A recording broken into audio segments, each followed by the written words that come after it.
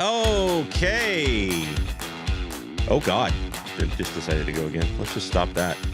Everything is being really strange. Even the Stream Deck isn't working, which has been fascinating. So it's it's one of those days. We stand the Elgato line of products across all SKUs, Zach, all SKUs. This is very, very, very bizarre. So here's what we're gonna do. We're just no. Oh, you know what I can do? Hold on, did I have a backup? I thought I had a backup for this. I felt like maybe I don't. Just literally me being like. I forgot. I put a backup here for this specific situation. I put a backup for this. Not that the show's already going. We're just gonna play the music later. This is fine. I know Brian's missing his hat. No, I don't know. I'm gonna do the intro. Welcome, ladies, gentlemen, everyone, to Z&B Live. Unfiltered. Good morning, sunshine. That's just kind of how I feel right now. That's even all of my technology is over 2024 and ready to start anew in 2025, which is going to be a brand new time and location for Z&B Live, your unfiltered Lego podcast.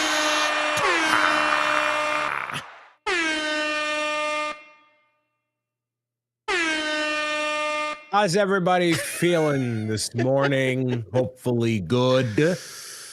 Spectacular. In general. Spectacular. Awesome. Yeah, where's the hat? I don't know. Okay. Somewhere. All right. Fair enough. Welcome in to Z&B Live, your unfiltered Lego podcast. We've got a lot to discuss today on our. It's the end of the year. It's Christmas time, and it's time for Santa O'Brien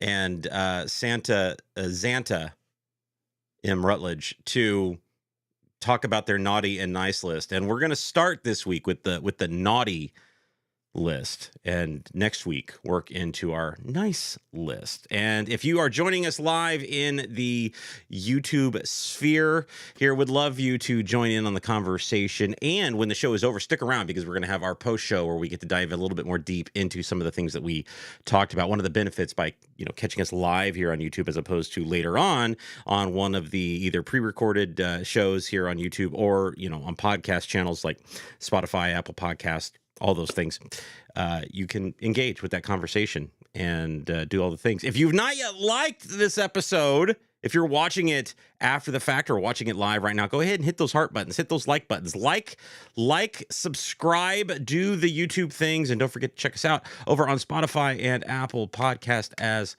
well. And you can also find Mr. Bricks O'Brien over there on the Twitch side of things, the Purple Channel, and he is doing some amazing stuff this holiday season with his, because he is a celebrated author. Celebrated by who? I don't know. By me, I know that. I celebrate him. But Brian, talk to me a little bit about what you're doing for Faux de Kids. Brian. This December, getting together book deliveries to children's hospitals all across the country in an effort to get Pro Gamer's Guide out into more kids' hands and bring a little bit of joy this holiday season. I thought it'd be a cool idea to make this happen, and it really went well last year. And so this year, response has been even more positive and amazing and awesome. So we are manually reaching out to all these hospitals, one email at a time, saying, hey, would your hospital be open to accepting a donation of 40 Pro Gamers Guide books? And those were hospitals as nominated by the community. And we are continuing that effort through December 18th, and just hoping that we can deliver books to all these different places. I literally packed 4 of the boxes and they are ready to go already. And we are working on the next shipment, which is going out to the Cincinnati Children's Hospital So we are encroaching on that milestone, and then every milestone that's unlocked, that's a new hospital that we are aiming to deliver all these books to. So yeah, it's been going very well, and I'm very grateful to everybody's support out there, and excited to see kids have these. That's what it's all about. To share stories, and yeah. Where does an idea like that come from? Like, at what point in time are you sitting around trying to figure out, what great thing you're going to do next, and then all of a sudden it pops into your head? How does this happen? Well, so I mean, I've done a lot of charity work over the years, not just live streaming and whatever, but like even volunteering at the Salvation Army with my grandmother and trying to do a little bit of good that way, right? And I would, before all of this with the books kind of transpired, I would use whatever part of my discount I had at the Lego store and just buy like a couple $100 worth of toys and then put it in a Toys for Tots bin at the fire station or police station or whatever. So I've kind of like always wanted to give back over no matter what medium. And then now that like we have created our own thing that it's entirely original, that is directly from me and from Kevin, and this piece of art that we can now give that to other people and do it at scale and have an even bigger impact, not just through contributions on Tiltify, but even just ourselves, like just dropping off books at, little libraries that I see when I'm driving around. Like I keep books in my my car at all times in case I see one, I drop one off, like just like random stuff like that. And we're able to do that.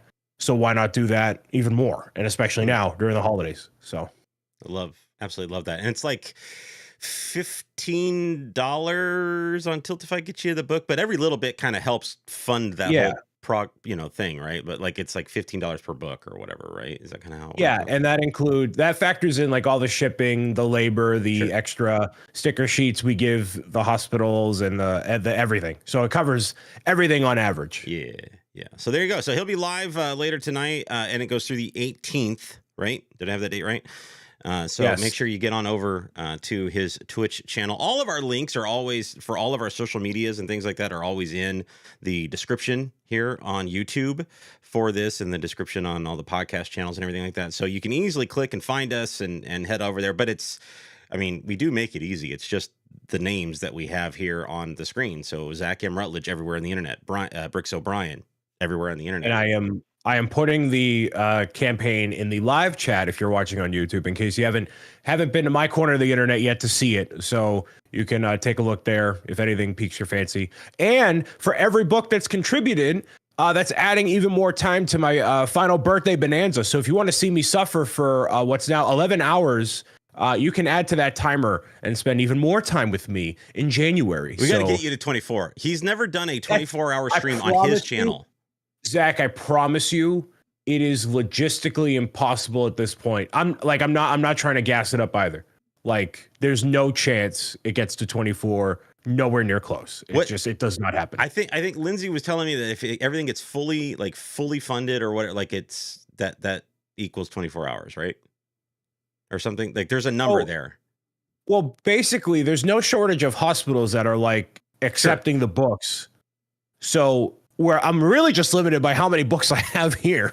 So if they all go, but that's not gonna happen. Okay, so they all gotta go. All gotta go. Chat. That's all you got to do. We just got to get it funded. So head on over to twitch.tv/BricksO'Brien today, or if you're already in our live chat, there's the link. There's the Tiltify link if you'd like to contribute to the campaign right here and now. Let's get these books funded for hospitals all over the country. It's going to be amazing. And thank you again, dude, for doing this kind of stuff. Spearheading, once again, an amazing initiative to do things, thinking about others rather than yourself. And I want to build him up now in the minds of everybody before grumpy O'Brien comes out with the naughty list for Lego in 2024, because I feel like today's going to get a little spicy. We may agree on more things in this episode than we've ever agreed on in anything in an episode, because it's this is going to be an episode littered with sets and builds that Lego has pushed out in 2024 that we think they missed the mark on. And I think there's a good chance that some of these are going to have some cross pollination there on lists. Not that we have like just specific lists that we're going to go through and it's our top 5 or top 10 or whatever. It's just overall concepts of what Lego did this year, and they're broken up into a few categories here, as you can see if you're watching live with us over on YouTube. We have our list here on the side of the screen for you, and we're going to start as long as my Stream Deck actually works. We're going to start with one that is near a theme that's near and dear to my heart here, which is Star Wars. I'm a big Star Wars fan, and by the way, loving the Skeleton Crew. Skeleton Crew is so good. I haven't seen episode 3. It's so good. Here's how good Skeleton Crew is. Brian was live texting me while watching Skeleton Crew, the first 2 episodes of Skeleton Crew, giving me commentary on his overall thoughts of Skeleton Crew. That's how good Skeleton Crew is. Yes, I'm thinking positively of it, to clarify. I am very on board. The direction, the I don't know what it is about it. The story direction immediately, the cinematography, something's different. I feel it. I really feel it. 80s Spielberg, baby. Like it is. They captured. None of this Rise of Skywalker. Like I feel it. It's like the Force. It penetrates him. Skeleton Crew is binding us all together. Finally, once again, it's bringing us. Okay, whatever. I tried. There was something there. I tried to. Did you buy this Droidica? Because I think it's not great. I did. Now here's the thing with Star Wars. I did buy this piece of garbage, guy. Lego Star Wars in 2024 had an opportunity to do something very, very special. And it was a 25th anniversary celebration of a partnership that Lego and Star Wars created, during which was spearheaded by the release of The Phantom Menace. And so they were celebrating 2 different things here this year. And they were celebrating, the partnership that really kind of helped put Lego back on the map again. Like it was, bringing in a big theme like Star Wars and saying we're going to release a bunch of Star Wars related Lego toys now. I know like, I was older. I would have been 19, I think, at the time. And it's still like I was getting excited about Lego again because of the Phantom Menace Lego that they were putting out. They had an opportunity here to really embrace that and support it and do some special things with it, while, not just giving us the standard, we're going to release a few sets that are themed towards the Phantom Menace, but, actually do some special things. And boy, did they screw the pooch this year. In my opinion, this is all my opinion. This is all Brian's opinion. You guys might have different opinions with these things, but they gave us a set of brickheads from the Phantom Menace. Sure. They gave us this Droidica set. Sure. They just didn't make a lot of right calls this year with Lego Star Wars. They did the TIE Interceptor, which I totally forgot came out this year, by the way. 100% forgot that was even on the radar. That UCS set was a forgotten UCS set. And you could have had a Naboo Starfighter, any of the pod racers. You could have had X, Y, and Z. They really make a big celebration out of it. Star Wars, as we know, Star Wars has not been a remarkable IP on my radar in general all throughout this year, so it's kind of expected. And nothing stood out to me besides the sail barge, and exclusively for nostalgic reasons. Just miss after miss after miss this year with Lego Star Wars. Like this Droidica is a prime example, and this is why this set hits my worst list for 2024, because this was a set, like, the idea here was, oh, when you see it in the film, it transforms into this ball and rolls around and whatever. And considering we had gotten Optimus Prime and he was able to transform without taking like any parts off, and you're thinking, okay, the concept for this, you should be able to twist things and move things and whatever, contort it down. No, you actually have to remove parts and flip them and put them back together in this set, and it just missed the mark. Like, it just doesn't do what it was supposed to do. And the build reminded me of what we got with the probe droid a few years before this, where it just very bland and dull, and by the end of it you're like, this was an instance where the marketing photography looks so much better than the actual product sitting on your shelf.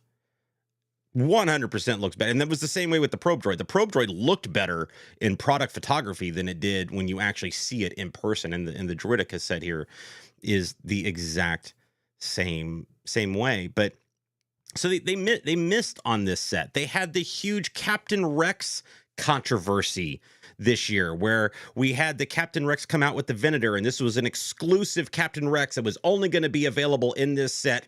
Wrong. We're going to release it in a $10, a $15, micro fighter set this year, and mess over all the people that spent money on, trying to acquire that exclusive Captain Rex set. It's these kinds of decisions that I scratch my head on when it comes to Star Wars Lego.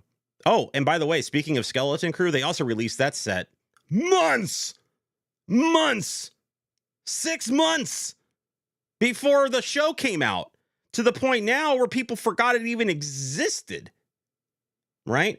Just strange thought processes here. And I'm not sure who made, these calls. The big overall miss, outside of not engaging with the idea of the 25th anniversary of the Phantom Menace, they leaned into this idea of 25th anniversary of Star Wars with Lego, which is fine.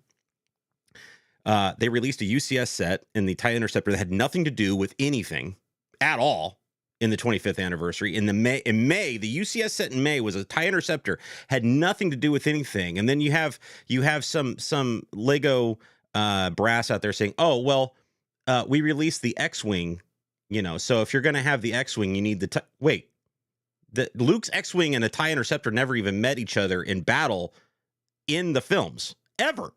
Not one instance did Luke's X-Wing ever meet a TIE Interceptor in battle in the movies. Not once. If you're going to give me Darth Vader's Advanced TIE Fighter as a UCS set in 2025, thank you. Nailed it. Move on, right? You're going to give me a Naboo Starfighter, a Pod Racer, whatever. Great. Nailed it. Moved on. Here's what they did that was really disgusting, was they took a lot of sets and they put these exclusive 25th anniversary minifigs in them and price locked them behind ridiculously expensive sets throughout the course of the year. From the buildable droid factory to the desert skiff. I'm trying to think what else they had. Now there was a really nice, the Cal Kestis figure came in that I thought was a really, really nice play set, the buildable Star Destroyer. So I thought that was a really, really cool set. Like, that was to me, that was like, that's hitting my best list. That was a great set this year, right? But they did these things where they price locked behind these expensive sets the one thing that's celebrating 25 years. And that's disgusting. And they've been doing that a lot lately with gift with purchases and making them very tight window to get them and low inventory and whatnot. And I think there's going to be a lot of people, especially on that buildable droid set, that don't even realize that little young Leia figure even came with it.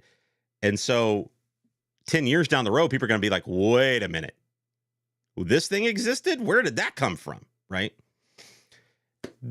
Something needs to change with Lego Star Wars going forward, 2025 and beyond. And oh, by the way, I don't think it's going to, because we've already seen with some of the stuff they're releasing, and it's not good. So naughty list galore. I'm sorry, Lego Star Wars. I want to feel excited. I want to feel excited. Like I want to look at Lego Star Wars and be like, yeah, that's dope. let's get more of that. And, C3PO is definitely a highlight of all of that. Here's the thing with the C3PO. They didn't give us the better minifigure to go with it. They gave us a dumbed down version of the minifigure to go with that set when it's in print and available in that Luke's land speeder, which is now retired. They did not give it to us. And it's head scratching. I don't get it. And as a Star Wars fan, it hurts. It's painful. Like it's a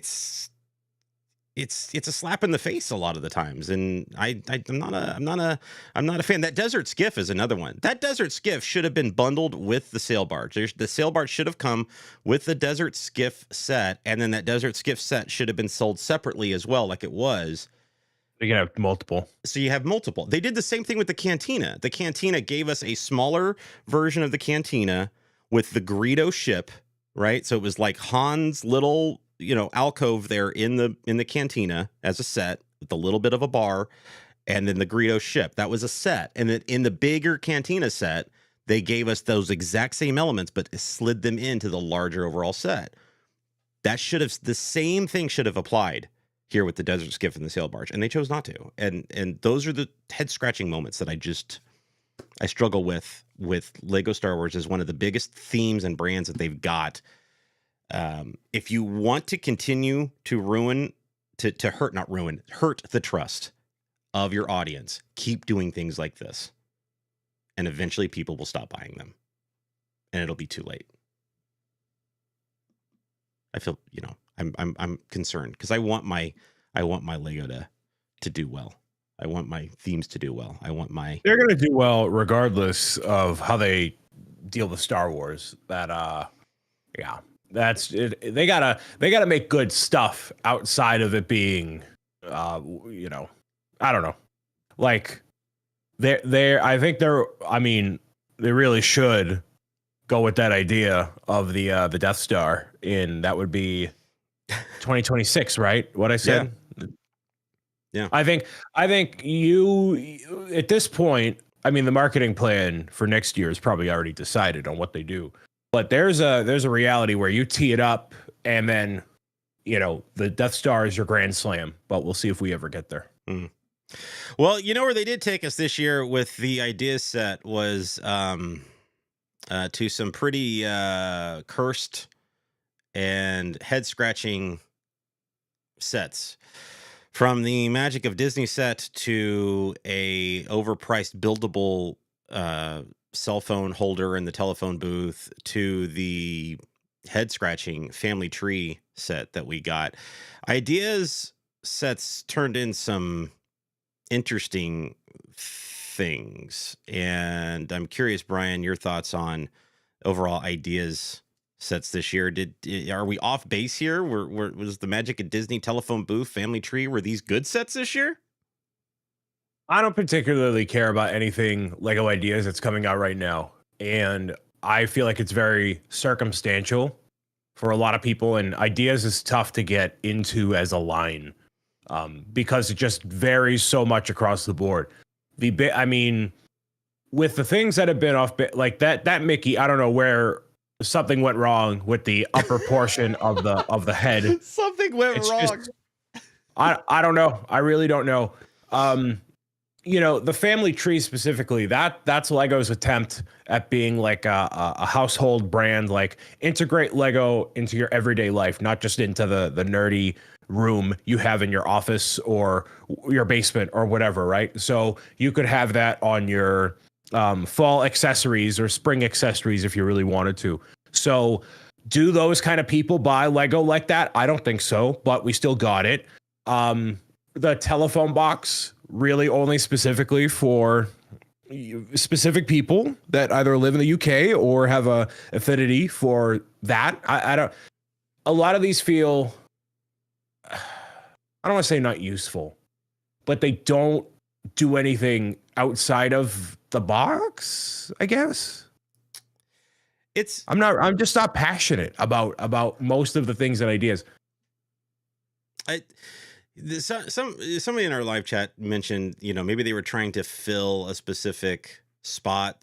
Somebody, else said that, maybe the Skeleton Crew set, there were problems there outside of, that affected the release date of Skeleton Crew. And I know that, but that's where you can hold on to the set until it's time. They during the pandemic, we dealt with that with the Ecto One. Like the movie got delayed because of the pandemic. They went ahead and released the set.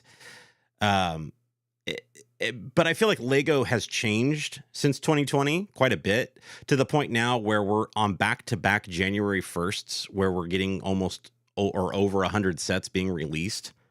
This is the second time in 2 years where January has hit us with almost 100 or over 100 sets being released. They have plenty in the release schedule. They have plenty in the release calendar. They're releasing too much too soon. We talk about it constantly, and it's hurting quality control. It's hurting the quality of the sets. Sets feel rushed. Sets feel like they're taking shortcuts, right?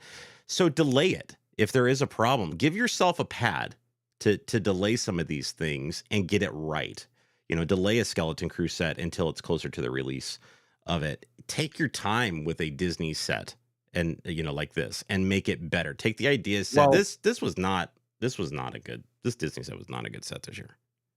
I just feel like they're at a point where Lego has no shortage of good ideas, and they have expanded IP that they tackle way more than they have in the past 10 years. Like, would there ever be a reality where there's a $200 Nightmare Before Christmas Lego set, a movie that came out 20 years ago? Like, in no reality is that justified, but it's only because now that there's so many people that have their eyeballs on Lego, A, B, expanding with Disney specifically, and then there's so many other expensive sets that people have kind of gotten adjusted to it, where they can justify, okay, instead of doing a diorama of the Nightmare Before Christmas where it's just the hill with the moon, let's make the whole town, right? They're taking a lot of liberties like that, where I feel like some ideas could be scaled back or reinterpreted to be at a lower price point and still be effective and have a better quality control, because you're limiting your scope.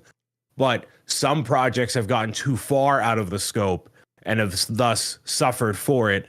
Did we really need a $330 botanical garden? I personally don't think so. You could have made something half that price, half that part count, whatever, and still be effective with it. And if you want to expand on it, you can. Didn't they do There's that already a lot of with opportunities the to do Friends that. version of it or whatever, right? Where people were taking two Friends sets Yeah, and basically making that set for cheaper.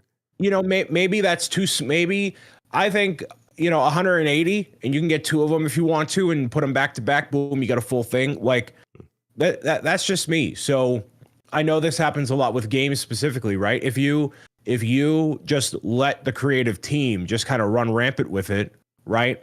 The scope of the project gets too big and it just becomes overinflated and you can't keep up. So how can you implement that a little bit more into Lego? Every set has a price to it.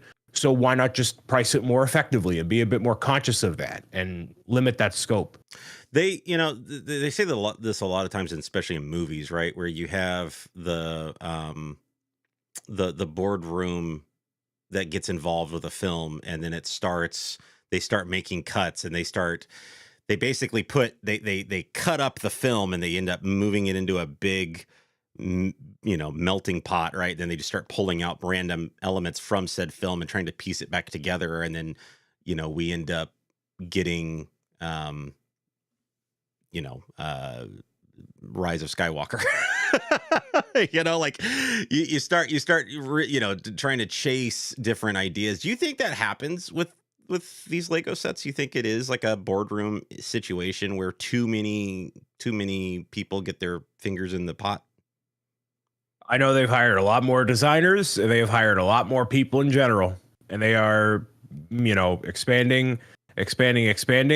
And I don't know does Lego have a market cap? Do people like, is there like a maximum amount of people that are interested in Lego in general? Like, is it too niche of a product to even justify expanding at the rate that they have? Like where do you, and where is that line drawn? Is it drawn when you look at your balance sheet and you're like, oh, we actually have to fire another 500 people because we actually can't justify this? And then that's how you adjust. Like, how do you course correct from that in general? I don't know. I mean, that's what they've done. We mentioned this before. I'm a big Destiny fan. That's what Bungie has done. The game company that makes that Destiny game. And you know how they are so well respected for their operations and the content they've been putting out. Well, not only that, but they not only are they having a hard PR time with it, right? But every single update they do now on their game is littered with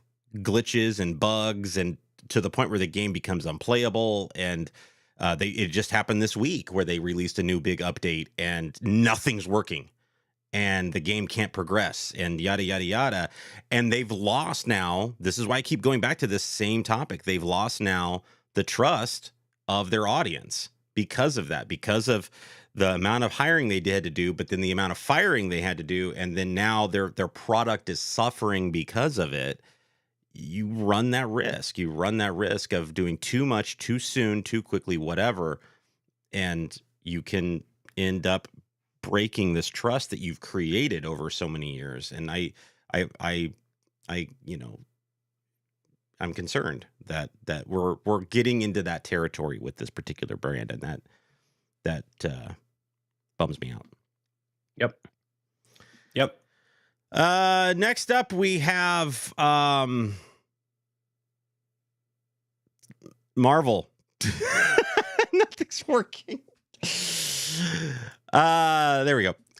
Next up, we have Marvel on my list. And yeah, I've got a lot of thoughts about this X mansion. But you know what I'm going to talk about, too? I'm going to talk about some other things when it comes to Marvel from 20. Really quick. Massive shout out to you for making that nice whatever piece about the X Mansion that you put out on your channel, and was pretty thought provoking for the people that watched it. I was surprised. It was a nice little thing. I don't do a lot of videos, but when I do them, I want to do them right. Yes. But yeah, and that's the thing. It just had a lot to say about this set. And when I did that video, I said at the beginning, I didn't do any script. I didn't do any, it just had a lot of thoughts about it. And it really made me think of the overall, that set, especially coming at the end of the year, like it did, really, it provoked a lot of thoughts for me about Lego as a brand and where we're headed and where they're taking. They've been slow rolling us to this point. And I feel like for me, that set in 2024 was the straw that broke the camel's back. This was a set that price-wise made no sense for what we got. And then if you start looking back at 2024, you could see these things happening. Same concept with the X-Jet, same theme, X-Men, X-Jet. That set had no business being the price that it was. Absolutely no business being the price that it was. And I don't get it. And they're just not apologetic about it. They're just like, nope, this is the price. This is what it is. We got I love Spider-Man. I love Spider-Man. You can actually see it over my shoulder right here, how much I love Spider-Man, right? And they gave us a Spider-Man helmet mask set. And I've somewhat gotten into a lot of the different helmets, especially in the Star Wars side that they've released. That Spider-Man helmet was one of my biggest letdowns of the entire year, because every tile, every plate, every piece you put on there, you had to put a Spider-Man sticker on and line up all of the webbing lines and everything all over the head. And I'm like, come on, man. At the price that we're paying for those helmets, and given the history that we've had with those helmets, there was a time when we got those helmets and they had printed pieces on. They were like brickheads. And I'm worried we're getting to that point now with brickheads, that if they're going to continue to give us these types of sets with stickers and things on them, then it's only a matter of time before they start giving us brickheads with stickers on them as well, and cutting those corners and taking those shortcuts. And once again, we're walking a dangerous line here, Lego. We got to be careful. Okay, you've been really good about that, the value that we have felt with certain sets, and we're taking some steps backwards, and I don't understand that. But that Spider-Man helmet was a big red flag for me. And then we get things like the X-Jet, which was way overpriced, and then we get things like the X-Mansion, which is way overpriced. Oh, by the way, that helicarrier, oh my God. That thing, whatever. Oh, and then let's really get into the new one, the Marvel Advent Calendar this year, which was excuse me, day 2 of the Marvel Advent Calendar is just a bag of webbing. Oh, that's lame. That's super. That's super lame. Like, that's what you got in that Marvel Advent Calendar. The Marvel Advent Calendar this year, it's the same price as the Star Wars one, it's the same price as the Harry Potter one, was such a ripoff. Such a ripoff for what you got. It's inappropriate. And now you look at what they're releasing in 2025, and as much as we may love the fact that there's a Spider-Verse set, we have a $50 Miles versus a Spot set, which only has 375 pieces. More importantly, it does not look like $50. So, you know, that's at Sony and Marvel and Lego tax all over it. And man, does it suffer because of it. So that'll be on sale and tossed to the side by the end of 2025 easily. Side note: apparently the Sony Spider-Verse is dead. No, I'm assuming they're still going to release the third and final film of the Spider-Verse, but all of the ones outside of the Tom Holland Spider-Man 4 now are dead. So Kraven, the new one that's coming out, is apparently so bad it killed all of the side projects. So no more, they're not making any more. So they knew this is and the Spider-Verse film has been delayed. The Spider-Verse film was supposed to come out this year, and it radio silence. Yeah. So they clearly, Madam Web was it. The reason why people aren't interested is because the audience knows it's Sony's attempt at trying to piggyback off of the larger Marvel Cinematic Universe. And I don't think any of these movies are doing anything creative or notable that adds value. And the fact that they had Venom, 3 movies of it, and they progressively, in the eyes of the public, got worse. It's like, it's just handled all wrong. Yeah, all wrong. I'm be curious to see where it all lands. But like I said, the report came out last night that Sony's done making them outside of Spider-Man 4, and then apparently at some point in time finishing the Spider-Verse animated trilogy. But that has gone through massive rewrite. Like, that movie was done. And apparently, like, they're back into animation and everything because Sony got their paws in it and wanted to change a bunch of stuff or whatever. So that whole film is just like, is good. God knows what that's going to be. What's a good movie that Sony's come out with in the past 15 years? That wasn't Spider-Man 3? I don't know. Yeah. or the Spider-Verse. Like what have they not tainted? Not even Marvel. Ghostbusters was good. The Afterlife was good. The second one was not that. So who a part of this regime at Sony says, "Hey, we did one really good thing. Now let's make a bad thing. Now let's make an even worse thing, and let's make it a bad time for everybody involved." I don't know. Bad Boys would also be Sony, right? They've done pretty good with the last 2 Bad Boys films. I think I didn't see them. I think Bad Boys was it. But yeah, in the last 15 years, Skyfall. Yeah, I don't know. Sony might have released that, but that was more MGM, and Sony's just the releasing company there. But as far as like a property that they own and right, yeah, like what do they have their hands directly in? Basically, Ghostbusters is valid. Marvel, the Spider-Man stuff. Yeah. Jumanji. Like, and at what point at what point do you keep royally messing up these franchises? And you're like, this is literally losing us millions of dollars. Why are we retaining the rights to this IP? We are actively devaluing this and losing our company at the same time. Why would you do that? I think this could end up being where, Spider-Man 4. I mean, I'd be curious before they ever get to it if they don't just sell it to Marvel, sell it to Disney. What I would do if I were Sony, pro gamer tip, Spider-Man 4 has not been formally announced. There's nothing. Not formally. They just have Tom Holland out there. Of course. And he yaps. He's a certified yapper.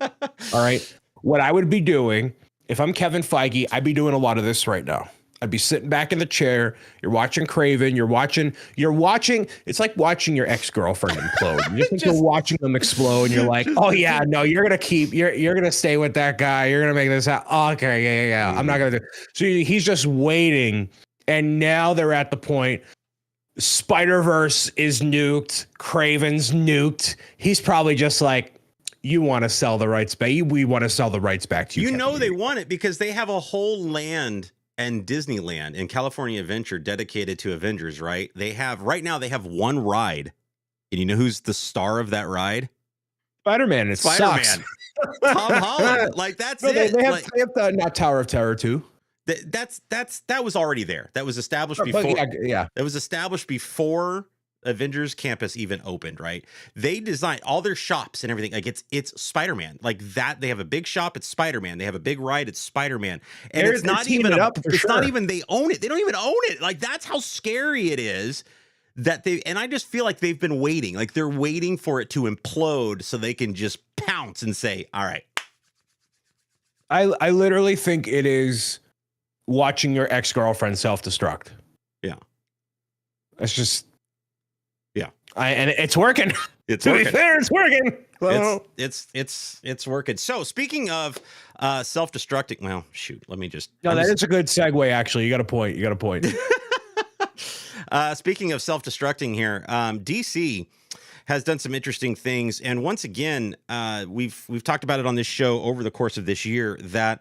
It's funny if you look at the Lego themes in their themes area, they have DC, but then they also have Batman. And I'm like, there's not a whole lot of difference between if you click on one tab versus the other. There's not a whole lot of difference there. And, we were hoping that we were going to see a lot more Superman type of stuff coming out in 2025 with the new James Gunn film coming out and whatnot. But, early reports are we're not, basically what you see on the website right now with the Superman mech, which makes no sense. Is all we're getting for Superman in 2025, which sucks. But what also sucks is what they gave us Batman-wise in 2025, outside of one of my favorite sets of the year. The thing that really stuck into my crawl was the 8-in-1 Batman brickhead. I'm a big brickhead fan. I love brickheads. I love collecting them. And this set was a very interesting anomaly for me because they upped the price a little bit. They gave us what they called their 8-in-1 brickhead. You could make whatever version of Batman you wanted, and then you were left, because you could only make one version of it per box, you were left with just a humongous amount of miscellaneous pieces. So you would have to then put them away somewhere if you ever wanted to make your other Batmen, whatever, and maybe find them down the road. Matter of fact, this set sucks so much, they ended up giving it away for free, Brian. They gave it away for insider points later on in the year. That's how much this set sucked.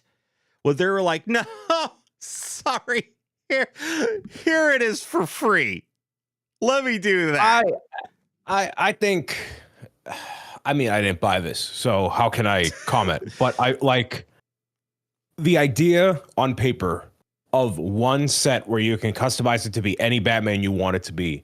The replayability of that is similar to a creative 3-in-1, which is what I always recommend to new Lego builders. How do you get a good value out of it? Right. But if you want to display it, you can't, even if you had, made this $30 and you include whatever the necessary components were, so you could have your two favorite Batmen on display at the same time, or at least, you can have it. So you, in Lego spirit of cooperation, right? You have you and your whoever are building together. You can each build your favorite Batman, and then you can, buy this one set, and $15 per brickhead. That it just about makes sense. So why didn't they do that? I have no idea. So, but this is I also don't like choice. Like I hate being. I have a hard time deciding things, and so when you give me a choice. That's why I struggle sometimes with the 3-in-1s, and that's why if I can afford it, I sometimes buy all three. I buy 3 sets of the 3-in-1s because some of their creative 3-in-1s are great, and they do have a lot of really really really cool miscellaneous builds in there. But this one is so small, and the amount of pieces is so tiny that it's hard to justify hanging onto those pieces and rebuilding. Yeah, maybe give us two versions of it or whatever. The Batman, I don't know. There's just something about this idea of an 8-in-1 Batman set that you can only build one out of it. Like is kind of bananas to me for the price. And the other one, go ahead. Yeah. Okay. Well, we had the 1966 Batmobile, which I know you were not head over heels for, even though you're a Batman fan. And we also had, there's a lot of I'm not ever going to build it, but that animated series Gotham is very good. So we'll talk about that next week. Yeah. I know mechs on mechs has been a thing, and we're getting that even more in 2025. They're doubling down on the mechs. And I'll tell you why. It's because of the kids. When you are going to that 5-year-old birthday party and you need a gift that does not break the bank, when you need a stocking stuffer, when you need to appease your kid, when you go to Target, that is the absolute most definitive thing you get, because you get multiple minifigures. It's unique. It's exclusively for children. Yeah. Children. That's why none of those buildable figures or anything make my worst of or naughty list of 2024. It doesn't bother me. Like that, Kids. I know who that audience is for, and that's totally fine. And if I was a kid, Zach, the Batman with the Bat Pod, it's kind of cool. Dude, the Green Goblin in the Marvel line, like that was cool. Iron Spider was cool. Like, and I'm not playing with these things. I'm not displaying them, but I know who that audience is for, and I'm fine with it. I've seen so many of these buildable figs hit people's worst of list of 24, and I'm like, y'all need to get out of here. What are you doing? These are for kids. These are 7+ sets. Right. 7+. Mighty Micros was the other one that it was 2 miniature versions of the superheroes and cars, and they tried to do that, which we haven't. We have to talk about this next week. They're doing some stuff in Lego City for 2025 that I'm like, yes, but beside the point, that miniature value set that doesn't make sense to the IP, it's always going to be there. Yeah. Now the 66 Batmobile, that was another one of those sets in 2024 where I felt like Lego was cutting some corners, taking a little bit of a step back from some of the other stuff they've given us, right? They've shown us they're I swear they're not that they ever want to be compared to this. Lego's a drug dealer. They give us a taste of all the good stuff, right? For a good value, for a good price. And then they scale it back once we're hooked. And that's what they did with the 66 Batmobile. It makes no sense that the smaller version that's a playset that doubles as a display set came with a Batman and a Joker, came with 2 minifigs. And the big, amazing version, supposedly amazing version of the 66 Batmobile, the one that celebrates Batman, the original Batman television series, doesn't come with a Robin minifigure. This should be illegal. This set is ridiculous. And on the internals, we get no steering. We get no, there's just they just left stuff out. It wasn't even the stickers that bothered me that much in this set, because if you go back and watch the original series, they're so poorly, the stickers on everything that are Batman, the bat juice, the bat whatever, the bat radio, the bat computer, it's all just slapped on stickers and stuff. And to me, it was almost, now I don't think this was their thought with it, but this is the way I'm interpreting, going, that's adorable because that's the way it was in the television show, just badly placed stickers, right? No, that's not what their intention was. Their intention was we didn't have to print a piece to put it on this set, and fine. But I can give them a pass for it because of the nostalgia there. But the fact that they didn't include a Robin after so many years of not having a Robin is tragic. And that was their opportunity. You want that set to fly off of shelves even more than it. This set's going to be. Is it retired this year? I feel like it's going to be retired next year. Like it's gone. It's a lot of stuff's going to get retired ASAP. Yeah, and it's just that set would have flown off of shelves. Like you give us amazing steering and neat features with sets like the DeLorean, sets like Ecto 1, sets like the '89 Batmobile. Like you give us things earlier on since 2020. And then you dumb it down for this one. It just makes no sense. And that trend is continuing especially for the price. Once again, price is a problem here. And that trend is continuing in 2025. It's not looking good. It's not looking good, DC fans and Lego fans. They've got to really, I feel like they got to really think. They gotta think, with their heads and with their hearts here, what they're really doing to some of their Lego fans out there, because eventually people will riot. and when I say riot, it means they're just going to stay home. It means they're going to decide that it's not worth spending the money on to buy some of these things, and we're already getting overwhelmed with the amount. And when you start giving us crap, it's not looking good for you. Which is unfortunate. And once again, it's a lack of sets. Lack of sets for DC. Lack of sets on the Superman side of things, and that trend is not continuing either, or that trend is not going away in 2025. Those were just some of the themes that we went into. There were a lot of like standalone sets and things that you could look at on the naughty list. And I can't wait for Brian to get into some of these, because some of these were such head scratchers when they were announced, and they continued to be head scratchers once they were even built and in the hands of fans. Brian, out of the naughty list of leftovers here, what were some of your? I'll tell you right now, the winners of Lego Masters Season 4 got done dirty by having their set being made into this. Again, let's make Lego a part of our lifestyle. Does that resonate for that price? No. Because you're also assuming that people are world travelers in that they want to put their photos on different places, right? So to me, very niche. What you could have easily done with this, by the way, is put a sticker on a Lego City airport set and call it a day. And it would have sold remarkably better. And maybe that was intentional, but that's beside the point. We had, some stuff like Despicable Me, generally not up my alley at all. Let's give it up for another year of me not getting my Ultimate Collector Series Peach's Castle. That's a W, Lego. Thank you. Appreciate you. Although I am finally building the Mario and Yoshi, and it is very good. This is a very good build. You didn't get it, right? I actually do own that set, yeah. But you haven't built it yet. I have not built it yet, no. It's very good. It's very good so far. Let's give it up for another year of Lego trying to keep up a dead theme. Lego Dreams, everybody. That's a W. That's a W. Fool me once, shame on me with Hidden Side. They just don't know what to do with Dreams. The sets are cool. The sets are neat.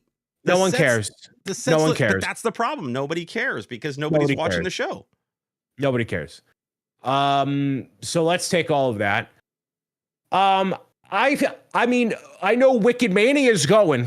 I get it. I haven't seen it yet. I will see it eventually. I still feel like the Lego sets are not what people wanted out of it. I asked my friends at the Lego store, and they have said there's a lot of grown women who are interested, but little girls, not so much. So, I don't know. It's for me personally. Our family fun over at home. This thing. Let's make Lego part of our lifestyle.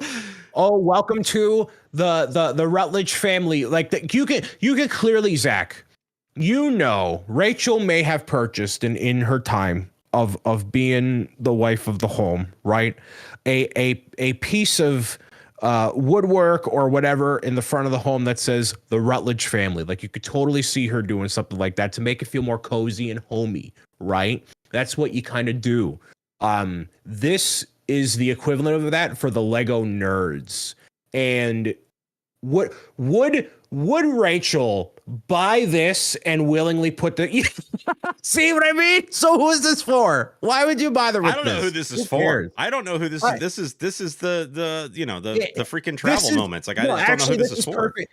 This is perfect for you because it's a nice display piece that isn't too Lego-y that we could put in our living room as a justifiable way to have your hobby encroach further into the home as opposed to just in the basement. And your wife is like, no, we're not doing it. And it's $100. So you're obviously not buying it. So that's who it's for. That's the thing. I would rather take that $100 and apply it to something that that would look much nicer in the, the endurance, that the endurance is such a beautiful model when you're done with it. That can easily go. This is also for those lifestyle Instagrammers that have all beige and cream color, wood, natural wood with the light piercing in. It's all perfect and whatever. Our family, fun, love, home life. They don't even know this exists. This has been buried on the website. This will be gone next year. This is done. But Lego should have sent it to them and been like, oh my goodness. And those people could be like, look at these Legos. Oh my goodness. Yeah.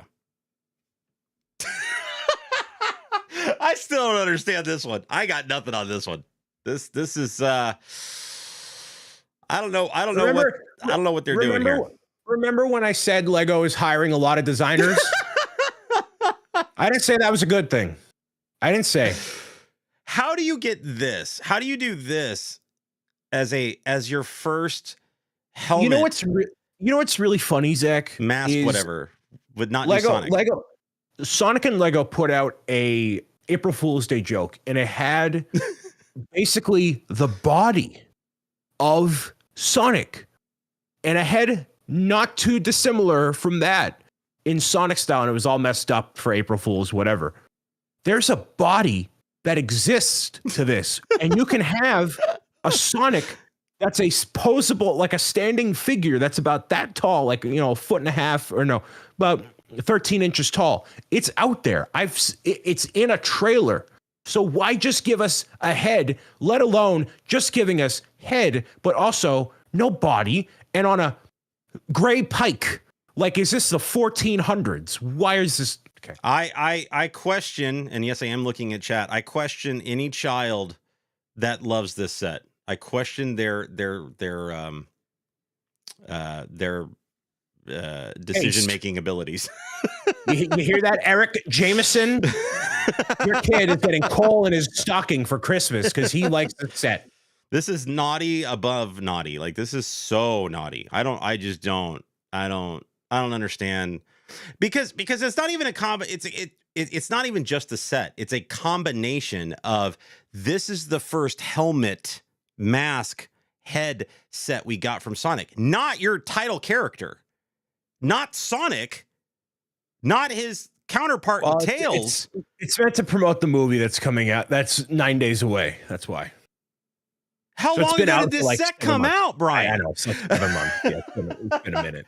But that's the thing. Okay, fine. If you're going to do it to promote the set, do the line. Give me Sonic, give me Tails, give me Shadow, give me Knuckles.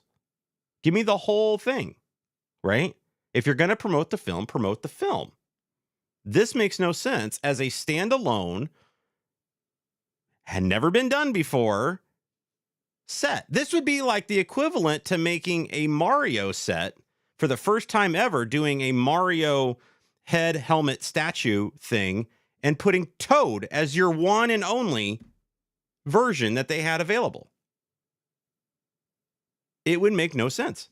My life and Lego Mario is already sad enough. Please close out the show. I don't want to be more sad. I don't want to be more sad. Oh man, I didn't even get into the tragedy that was Bumblebee this year. That was another dagger to the heart. Have fun with Soundwave next year. Once again, Lego has a massive Megatron problem, because you don't know what to do now. Like, you can't release him. You can't release him, and yet you need to. That's the problem. Yes.